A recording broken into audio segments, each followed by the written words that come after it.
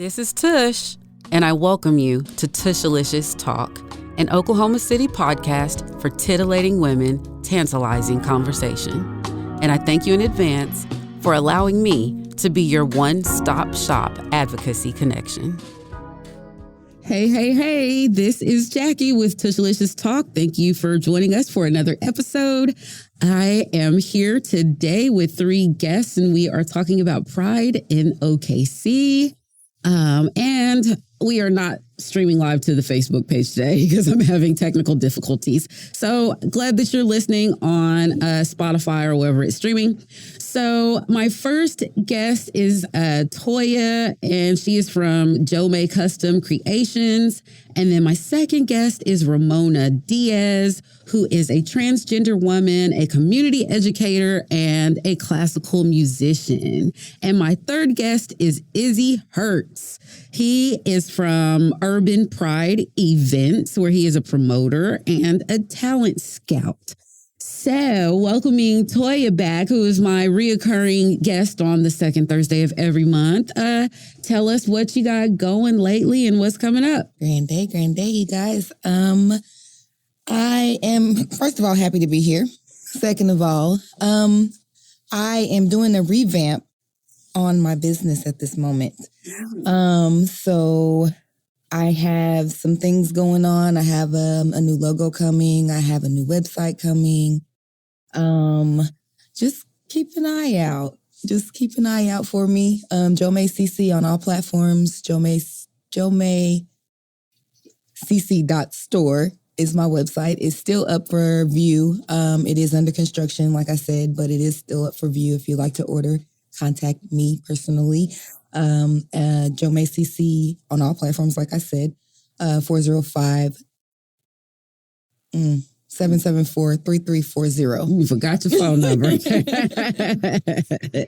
Okay, we also have Ramona Diaz here. I'm so sorry. Davy Jones Locker.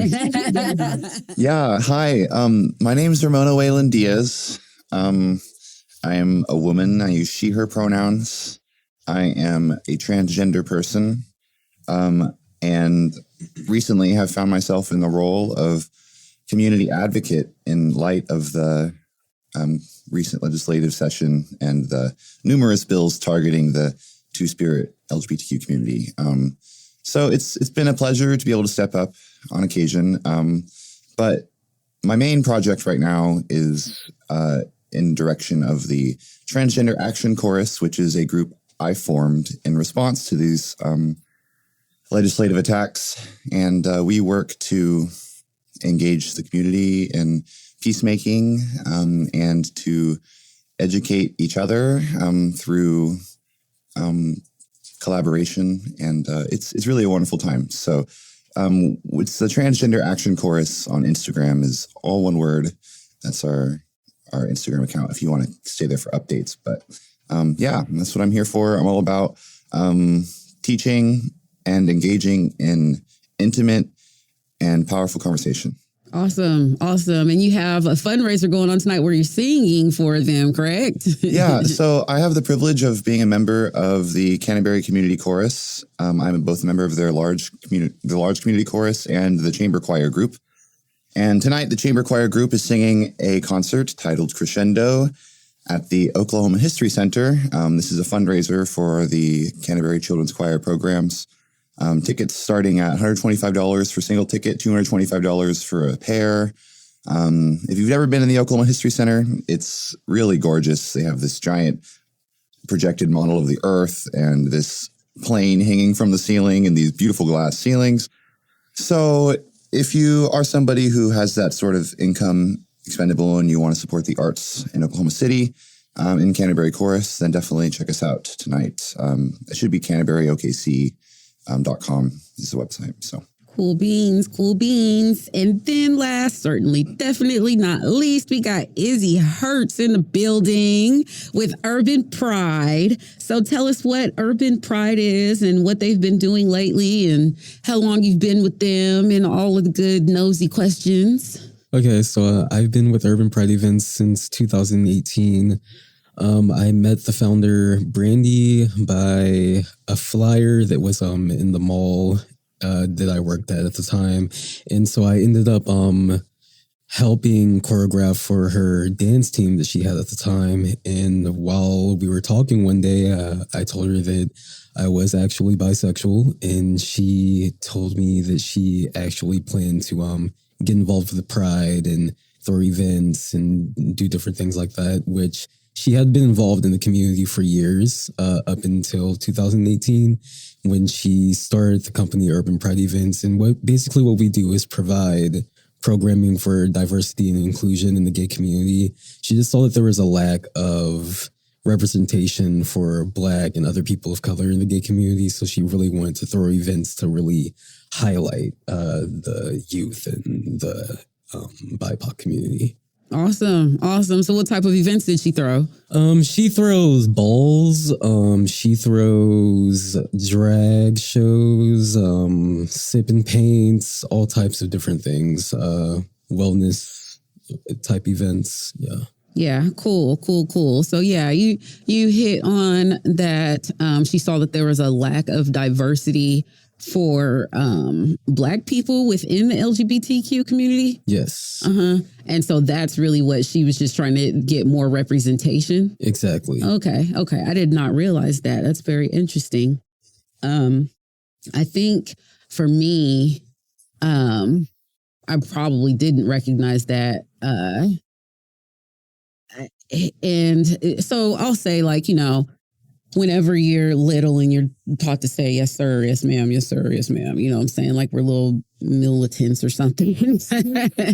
I remember the first time I came across a transgender woman, and I kept saying, yes, sir, yes. And she kept saying, stop calling me sir.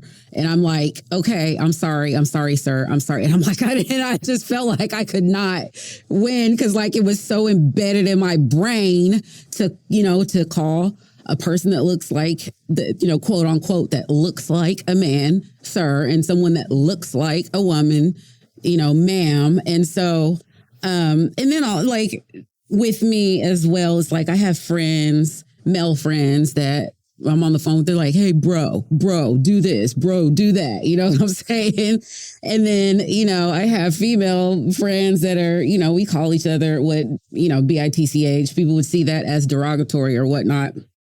But with us, we're friends. That's, just how we talk, So when people are like, well, what's your pronoun?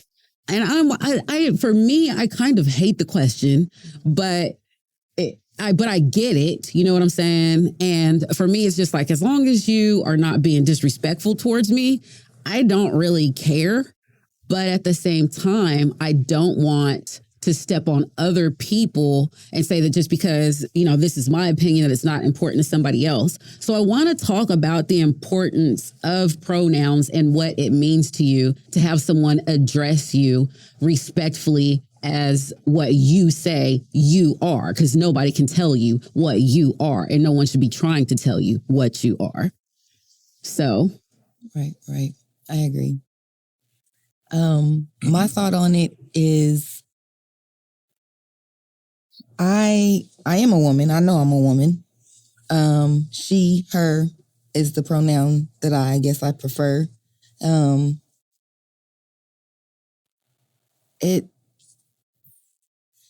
I feel like it shouldn't have to be pronounced. Like, it shouldn't have to be there. Mm-hmm. If someone wants to be called something other than, call them that. Right. Right. So I don't feel like it should have to be announced to where it's just, right.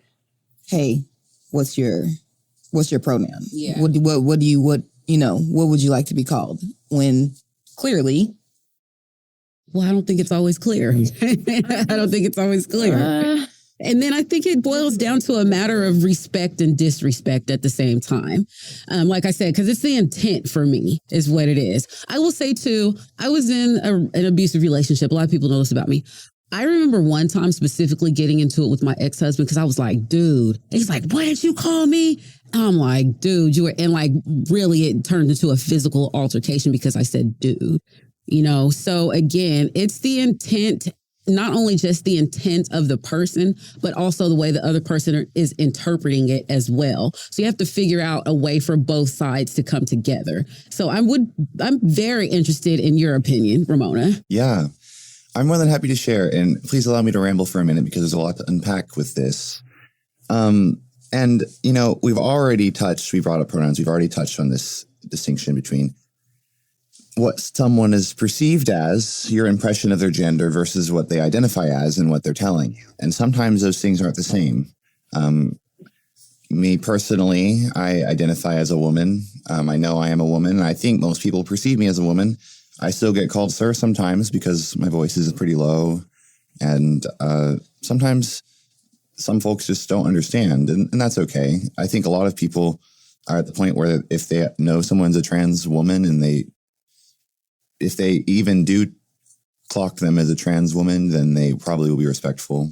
But really, the point is that, you know, we want to respect people based on what they say they are, because even though I am a trans woman and I use she, her pronouns, non-binary people exist. Right. And also they can look like anything, because if someone doesn't align with the gender binary, all that means is that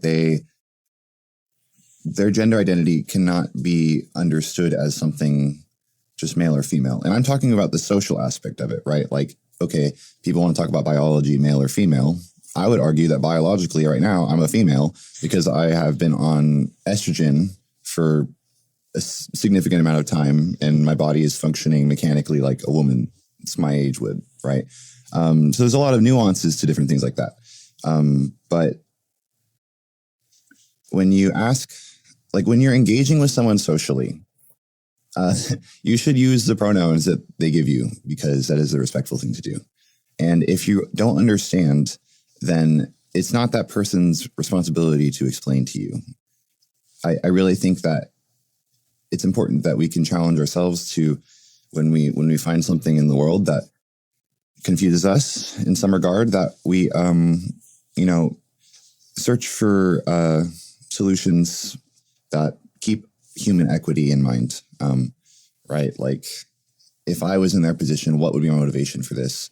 And unfortunately, most people can only conceive, because of the lack of perspectives of transgender experiences in media, or the ones that are portrayed are harmful, especially those transgender women. People can only imagine that someone would use she, her pronouns because they're pretending to be a woman because they're a predator, which is a terrible notion. And obviously is political. I mean, a lot of the rhetoric used right now towards transgender people is just recycled homophobia from Anita Bryant and her age, right? So, and you know, the AIDS crisis really crippled that movement in a lot of ways. And so coming back from it, we have a lot of gay folks who are unfortunately selling out the transgender community, or are being met with bigotry they haven't seen in 15 years because of the steps forward in gay rights equality we've had. So really what's happening right now is an unfortunate piece of a much larger picture. And that's the rise of fascism in America. And, you know, people want to call fascism the new F word because you say it. No one takes it seriously. But I think that if you look at the patterns of history, the pieces are there. And anybody who cares about transgender rights needs to be caring about, you know, immigration and, I mean, there's just a million things, right? They all intertwine. And this is why intersectionality is an important core theory, because if we don't have each other, then what do we have in the face of big capital, right? I mean, it's just, we're powerless. So anyway, when it comes back to pronouns, the point is, when you have the power in your day to make someone feel a little more respected, you should engage them with that and understand their experience and consider them to be an ally. If you can respect them, then, you know, you never know like who that person is, right? Like, I don't know. I think it's just such a shame to discount people because their perception of the world is a little bit different than you. So, Right. Yeah. It's okay if you don't understand. It really is. But, be honest and polite. Both are possible. Yeah. And empathize. Yeah. As you were talking, I was thinking empathy. There's definitely a lack of empathy in the world. People who won't put themselves in another person's shoes. Like, if I was going through that situation, how would I want to be treated? And that's not only about anything about LGBTQ or pride or anything like that. That's just period. We need to have more empathy in the world. And I think a lot of the bigotry that comes about is because people absolutely refuse to put themselves in the shoes of a person from, especially transgender. Like, why would I empathize with that person? She doesn't even know. She doesn't even know what she is. You know what I'm saying? They go on about it, but yeah, we really have more in common than not. And that's really the worst part, is that I think that trans people have such a capacity to remind cis people of the joys in their gender expression, and rather than just the frustrations, especially being a woman, and living in a misogynist society. There's just so much about being a woman that is miserable. And I think that trans women are a wonderful reminder to look at the things about being a woman that are really enjoyable, and to find camaraderie in that, and solidarity in the similar shared experiences, and something that I really hold as a guiding principle in my political understanding is the fact that we need to follow Black women, because Black women face the same sort of dehumanization in regards to their femininity that trans women face, regardless of their skin color, right? Mm-hmm. And Black trans women have it the worst. And, I think that there's definitely always room for nuance around identity politics, but if you want to look at the ways of oppression that tend to compound in people, like who gets left out of the picture, Yep. And we got to remember that. Yeah. And so that's why I just think that it's important for me as a white passing person. I'm mixed race, Latina and white, but I think that it is so important to be engaging in the biases that I've developed growing up in white society America. And so it's the same thing about transgender people and understanding the way that they live their lives. Is like, we grow up with these conceived notions of things that until you actually engage in a conversation with somebody or watch and learn their perspective in a way that is not dramatized for internet points, and that's the unfortunate thing, is that trans people are put themselves out there to try and like raise awareness, and always end up getting taken advantage of, because for shock value, it's such an insane thing to people. And that's the problem was for me. Like, it was an insane thing for me too. Like, I felt a lot of shame for a really, really long time. Mm. And if I had the resources available to me, or just even the representation, really, right? We'll get into that later. But then I would not have felt so alone in that. So pronouns are just a very tip of the iceberg. It really comes down to the way that we see people and the way that we can understand their perspectives. So. Yeah, I agree. I totally agree. As you were talking about Black transgender women, I have a transgender friend in Atlanta, and I kind of got in an argument with her about there was this Facebook post that went around for a long time saying that transgender persons should not have to announce that they are transgender when on the dating scene. And so, and I said, I understand it. I really do understand it, but I don't support it. And the reason I can't support it is because if a transgender woman dates a straight man, and then once that straight man finds out that person was born a man, there's a high probability that they will kill or hurt that person. Yeah. And so for that reason alone, and I understood her arguments against it, like, no, we should be able to do just like everybody else does. And I get it. I promise you. And they'll get off in court with it because it's happened before. There's legal precedent. I think it was in California, a man murdered a transgender woman. And I mean, whether or not he knew earlier, it doesn't matter. The point is he murdered this woman. That's right. Right. And so, and I understand what you're saying. And as a woman, that's a completely reasonable answer, because you're like, you need to keep yourself safe ultimately. Right. And I'm like, but my issue with it is the phrasing that you said, you can't do that because it's going to ultimately result in a man's action. And here's the thing, we shouldn't have to dictate our reality based on whether or not a man's going to react in the wrong way. And that's why you should own a firearm and know how to use it. and also why you should understand the mechanisms in place that we do culturally and socially that allow men to get away with things like that. And I think that if you're trans, it's probably a big enough part of your life that, I would hope that you would tell the person that you're seeing. But I think it's reasonable if you'd want to wait till the second, third, or fourth date before you get to know somebody, because you might not even know if they're safe enough to tell. Like, we don't know. We don't know sometimes. And it's easier now. And the more conventionally attractive you are, the easier it gets for people, typically. But ultimately, you never know when someone is going to be having gone down the wrong rabbit hole or heard the wrong thing at the wrong time or watched the wrong movie, and because that stuff's everywhere. And it's like landmines. And don't even go that far. Just, like it's on front page of every single porn website, like this fetishization of transgender bodies and like their use and their discard. And, so it's very invasive when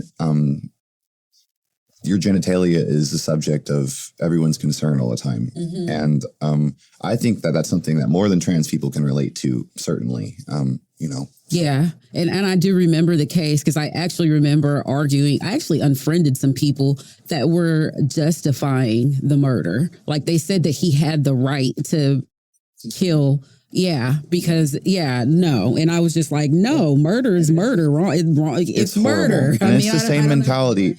It's the same mentality that enables, like deputized individuals, veterans to murder people on the subway. Jordan Neely, I'll say his name, and like, I'm sorry, because there's a new story less than every week. And I'm like, when is enough going to be enough? It's not about transgender people, it's about wealth and power, getting away with things. And I'm like, we can hash it out about pronouns or skin color all day, but that's where it comes down to, right? And I'm just tired of people getting killed. Yeah, same. I'm so tired. Same.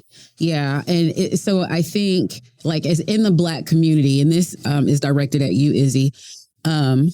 I see so much hatred from Black men towards other gay Black men, of course, anyone that falls within the LGBTQ realm. So as a Black man, how do you deal with that on a daily basis? Well, I grew up in a household where once people started catching on that I may be attracted to men when I get older, I was kind of discriminated against in my own home. So being in the Black community and dealing with discrimination because of my sexual orientation is something that I'm really used to. And the way I usually deal with it is I just, you gotta focus on the people who are actually for you. That's right. And you gotta focus on the people who actually love you and who will be there for you. And you can't focus on all the outside noise and the people who are gonna naysay and have things to say just because of a book that was written millions of years ago or just how they were raised. And so I just really try to just let it roll down my back and just keep going with life because that's all you can do, That's right. Roll with the punches. Yeah. Find your people. My next question for all three of you, I will say, as a bi Black man, a transgender, quote unquote, white woman. Yeah. I mean, I'm trying to identify as mixed more, but I'm white passing. Certainly. I will acknowledge that. Yeah. And a lesbian Black woman, what is pride to you? What is the actual event to you? What does Pride Month mean to you? And how does it empower you, if it empowers you? It actually means a lot to me. I like the celebration. I like being able to come together and celebrate who we are as we are and not have to argue or excuse me, I just drew a blank. Argue or attest to who we are. I'm a different type of person regardless of if I'm a lesbian or not. If I was straight, I'd still be a different type of person because of my personality and who I am. But I had to find who I was. Like it was hard for me to find who I was because, like I said, like you said, the discrimination, and it's hard sometimes, like trying to find who you are and trying to be who you are. But I love who I am, and I love that Pride Month I'm able to express it even more, even though I do it on a daily basis. Mm-hmm, mm-hmm. I will just say real quick, the first time that I took my kids to Pride, my daughter, the one that goes to Oklahoma School of Science and Mathematics, she's in 11th grade now. She's in the 6th grade. And I hate to embarrass her like this, but in the 6th grade, she was a triple D. And she used to wear big shirts and she would wear huge sweaters and she would cower over all the... Sweetie, they're not going anywhere. They're not going anywhere, you know? And so I wanted to take her to Pride, and I definitely got the brunt of a whole bunch of hatred from my family for doing this. But I wanted to take them to Pride because there are breasted women at Pride, and they walk around with their chest out and their head held high. And I want my daughter to see that, you know? And so, and I took her, and I just remember her reaction, and the one that was up under her, just their reaction of looking like, oh my gosh, these people are walking. Yes, that baby, they're not going anywhere. You got to figure out how to love your body. So I didn't want to interrupt like that. But yes, what does Pride mean to you, Ramona? Yeah, I think that was a wonderful story. And I really hope that, you know, they found peace in their body. I understand that journey, certainly. You know, I would like to share this. This was there was an article written about me in the Oklahoma Gazette. I think it was about a year ago. And the title of the article is Pride is Solidarity. And this is an interview on what Pride is to me. So I thought maybe, hey, I'll share that at least. Because that's really what Pride is to me. I think Pride is a reminder of the shared experiences and the shared value of self-expression and that freedom and peace. So, and I'm also quite remiss because I have actually never been to Pride. I came out as a transgender woman in 2021 in the summertime, and I'd been identifying as bisexual before then, and I was comfortable with that, but not to the extent that I was involving myself in the community, which is, I think, common for a lot of bisexual people to tend to feel left out or not in place. So when I came out as trans, I was like, well, I really should probably go to Pride. I guess I'm queer enough now. But last year I was working all summer and I was out of town, out of state, so I wasn't able to make it. But this year I'm very excited to play a part in whatever capacity I can and find myself able. I'm hoping to get the Transgender Action Chorus involved. But most of all, I just want to use Pride as a reason to, in this just absolutely intense time where we're seeing queerness itself being outlawed, it feels like, in so many states, to really use it as a chance to organize networks of support and prepare ourselves for what is worse to come ahead, is what it feels like. So, A journey through the struggle. Yeah, certainly. We need to build strong connections now and start making sure you know who you're going to call when you need help, because you might get to the point where you don't know what to do. Yeah. Yeah. So what about you, Izzy? What does Pride mean for you? Well, to me, I like both of the things that they each said. Because for me, Pride has always really been about like just this feeling of like you're not alone. You know, there are other people going through things that you have gone through, and there are other people who it's gotten better for and it can get better for you. And just like really a time to come together and be around community and to celebrate survival and the fact that we're still here and the fact that we have been through things, but we're still standing. Yeah. Amen. Amen to that. Yeah, certainly.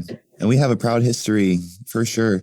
And that's really the best part about it is it's all about remembering that proud history, you know, thinking about Stonewall and all the just amazing people who led the riots there. And even further back than that, and thinking about what we lost in Nazi Germany, which is ever so critically relevant right now as we're burning books.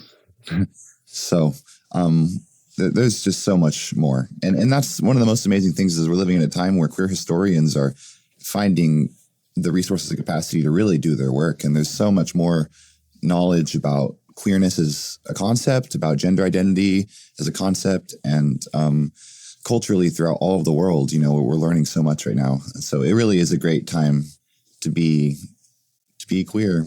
So love to be alive right now. Yeah. And speaking of that, and anyone is welcome to correct me on this, but I want to say Maury Turner, who is the House rep for the Ardmore area, she is a Black woman. She is a Muslim, and she identifies as they, them.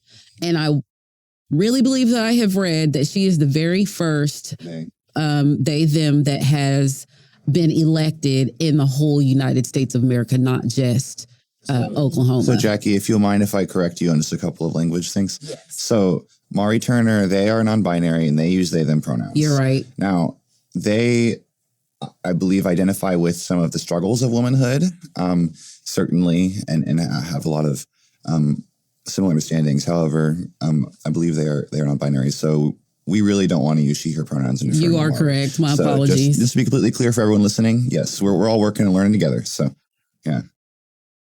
Thank you. You are correct. And I know that. Yeah. I see it all the time that it's they, them when she sends emails and stuff like that. So I definitely know that. Yeah. But I mean, again, it goes back to when I'm a teacher. You grow up, coach it's ingrained into our brains. So yeah, my apologies, definitely. But and then just speaking also of representatives, for whoever your state senator is or your House rep or even your governor, city council, so forth, even the president for that matter, do you feel like you are adequately represented as, you know, bi, lesbian, transgender, so forth?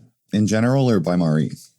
And I think Maury has a lot on their shoulders and they represent like amazing. All of America. So no, not Maury in general. Unfortunately, their censure has been quite the blow for us. But, you know, it can feel like it's pointless on the floor anyway, having anyone out there. But I think that Maury, if we're going to have anyone in that room, Maury fights like hell. And they deserve every ounce of respect and support we can give them. Certainly. But I would definitely say in general, and forgive me, I just jumped in here. I'll go ahead and answer first because I'm already talking. Okay. But I think that in general, no, I don't feel represented, mostly because as somebody who really believes in a different understanding of life that would ensure the well-being of every life. Beginning with people, of course, but animal lives too, and the planet. And we have to really focus on that, right? Like, I believe that we really need to change things if we're going to survive the next 30 or 40 years. And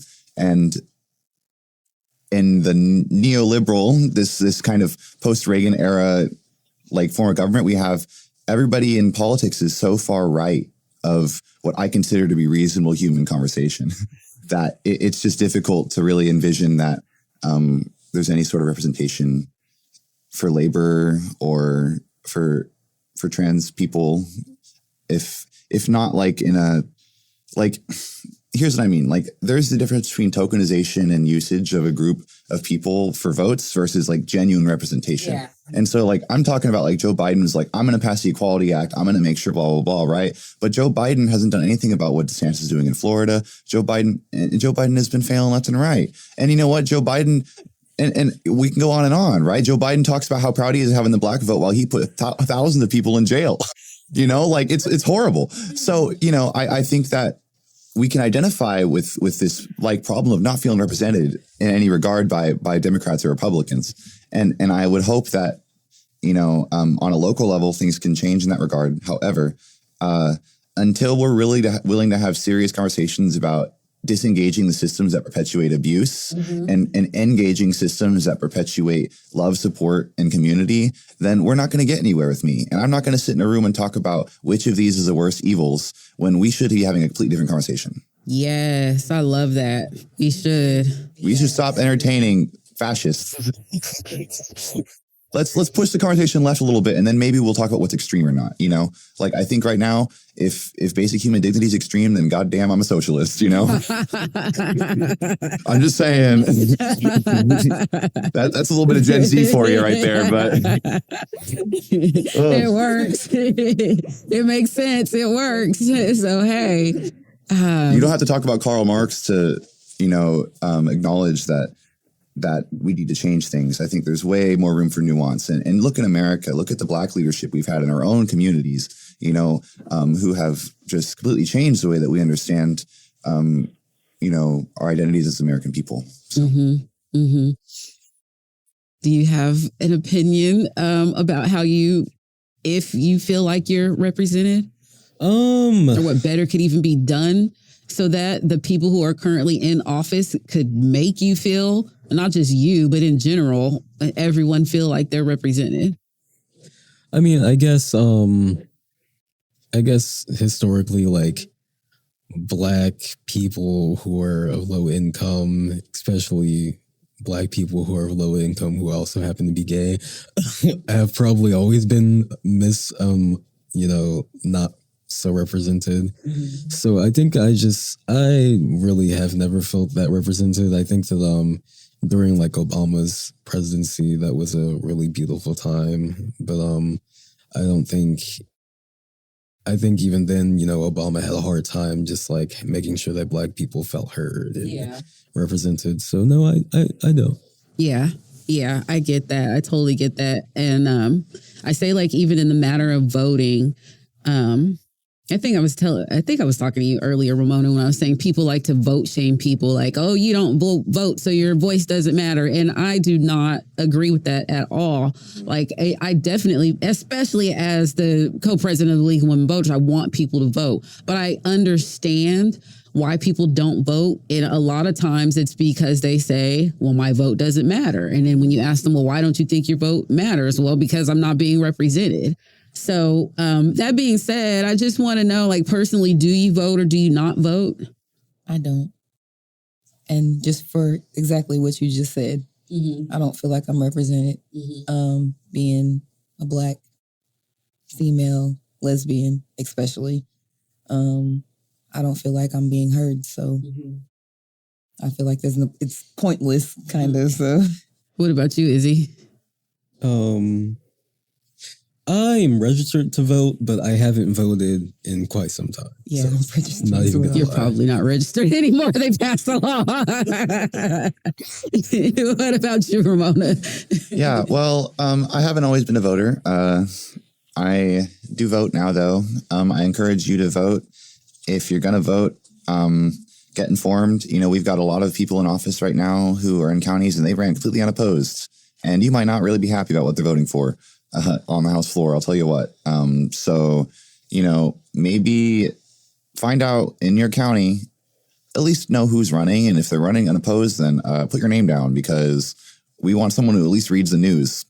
That's right. You know what I mean? Like if you have a sense of civic responsibility, then run for office and then we'll talk about, feeling represented or not. And I understand how impossible that feels for so many people. And the point is, I'm going to say that, but I'm going to say that while also trying to build networks of support that are going to allow you to run for office, and I'm doing my best to understand how to do that as a young person. But I really think that we just need more personal accountability and more comfort with leadership because nobody knows our situation better than ourselves. And maybe for you in your life, you've got a God who's peering down who understands everything, but Joe Biden isn't God, and so I'm not going to stop letting him make decisions regarding my well-being. And I'm going to start trying to make them myself, I think. So I do vote. And when I vote, I try to vote for the lesser of two evils. I have several friends who don't vote. Some of them consider themselves to be anarchists. And their solution is to build systems of support entirely outside of our current understanding of politics. And I think that's a wonderful thing to do. And we're going to need things like that if we're going to be successful as as a working class unit moving forward, right? So whether it's going to civic engagement for you looks like voting and showing up and educating, because voting is the bare minimum, but there's more to that.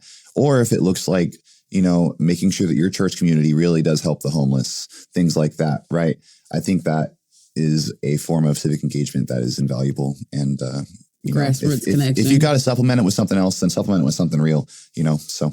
Yeah, I totally agree with that. I absolutely love that. So maybe we can try to do something with Urban Pride in the future and figure out some type of line to advocate. And I like to say all the time, I try to say this, even if you don't vote, your voice does matter and you can still contact your legislator. Mm-hmm. They're still supposed to represent you regardless if you do or you don't vote. So you can still email Governor Stitt and tell him what your opinion is. They all have a public email address somewhere. You just got to go to the website. They have a phone number that you can call. You can go to the Capitol building and write a little note. Yeah. They love when you go in. Yeah. If they're in their office, they'll talk to you. Whether you vote or not is not just the only thing that you can do to get your opinion across as to how to keep our community a better community.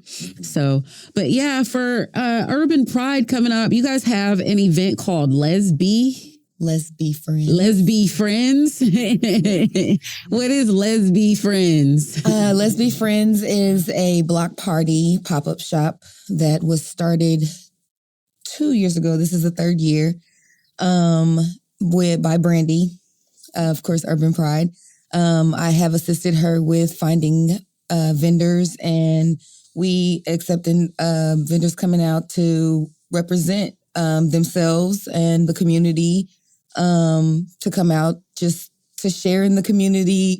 We are going to be located at Green Box Dispensary on 10th and Miller this year. Again, we usually take up it's called a block party, so we take up the entire space there. We have the back area, upstairs, downstairs, where people can come and gather, and we have music, and we have entertainment, we have food, we have, like I said, vendors. When is it? June 3rd. Mm-hmm. Only on June 3rd? Yes, just one day? June 3rd, yes. They would contact Lezbee Friends BP. Okay, so if you guys want a vendor booth, go ahead and reach out. And then other than that, the Pride parades that are coming up, there's one. The OKC Pride Fest is Friday, June the 23rd through June the 25th. And the actual parade for that is that Sunday, the 25th at 11 a.m. And then you got Pride on 39th Street, which is a little bit sooner. It's just around the corner. June the 2nd through June the 4th. And then their parade is June the 4th, that Sunday as well, at 6 p.m. So, as far as Urban Pride goes, what does Urban Pride do you guys participate in the OKC Pride Fest, right? Mm-hmm. So what exactly does Urban Pride do at the Pride Fest? Well, we have time to be on the stage, so we have people come up and we do stand battles with dance teams and different things like that, just highlighting the youth. And it's pretty lit, is what I heard. Yeah, it's pretty lit. It's pretty fun. Yeah, we let a lot of people come up on stage and we just dance. And you're one of those people, right? Yeah. And what do you do? I dance and I perform in the Pride Parade, and so. That's all you're going to tell me? Give me some more. What do you perform? What do you do? I mean, I do hip hop. I do hip hop dancing. I used to when I was more in shape, I would be on stage in my underwear and be dancing around. Yeah. That's right. That's Pride. That's on Pride for sure.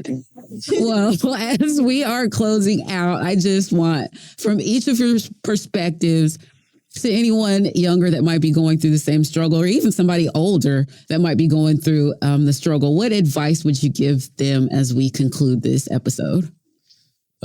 Just to, it gets better, and to be patient and to stay strong. Yeah. Ramona? What's the struggle? You mean just being alive right now? I mean, I think if you're a The trans, hatred. the hatred. I think if you're a trans person and you're in danger of losing access to your care, I understand your fear. If you're a trans youth who has already lost access to their care, or has been forced to leave their home due to lack of acceptance, or, I see you and I hear you, and I'm going to fight like hell within my power to make sure that y'all get what you need. If you're having a hard time in general right now and you have the resources, I beg you, I urge you to inform yourself and educate yourself on perspectives beyond those you got from your history classroom in Oklahoma, please, because, there's a big hood being pulled over our faces right now. And if we're not careful, they're going to change everything about our public school system. They're building a new jail. Like they're passing a bill to put in a new high-tech security surveillance center in Oklahoma City that's going to be able to take facial recognition of people and have drones flying over the place. Like, y'all, they're going to start policing the hell out of us. They're going to build another cop city here. We got to wake up, because we have a supermajority in our House right now. And if you want to do something more, then start with you don't have to even change your perspective. I'm just asking that you step back a little bit and understand your perspective that you were raised in, and understand that there are other perspectives with the situation going on right now, perspectives that maybe would make you feel a little more empowered and a little more in control of the situation. So, Thank you for that. Toya? First, let me say, I forgot to mention our Eventbrite, Lezbee Friends 2. If you're interested in being a vendor, please go there as well to sign up. Lezbee Friends 2. And second, I would just say, stay strong. It will get better. Find your people. Like he said earlier, find your people, find your tribe. Not everybody is for you. Find your people. You just gotta get out there and find them. That's right. And go with it. Yeah. And what I will say in conclusion is I feel like DEI, which is diversity, equity, and inclusion, has become a very cliche phrase. But I am hoping to do more episodes, not just in the transgender or in the LGBTQ community, but also like in spirituality. And, I want to invite like people from the Buddhist community or the Hindi community or even the Catholic community or, so forth and so on. Definitely the Asian community, the Hispanic community, just everyone. Like, I really want people to, when they're saying, oh, we value DEI, that we actually really value DEI. Yeah, and that we analyze the ways we might need to change our understanding or behavior in order to actually be more accepting of people, because there's a lot that goes unsaid, and people get left behind. So we got to stop that. Yep. So tune in again so that I help you not leave other people behind. Thank you so much for listening, and I will talk to y'all next week. Bye. Bye. See ya. Tushalicious Talk is part of the Breaking Ice, Building Bridges community podcast platform, brought to you by Possibilities, Inc.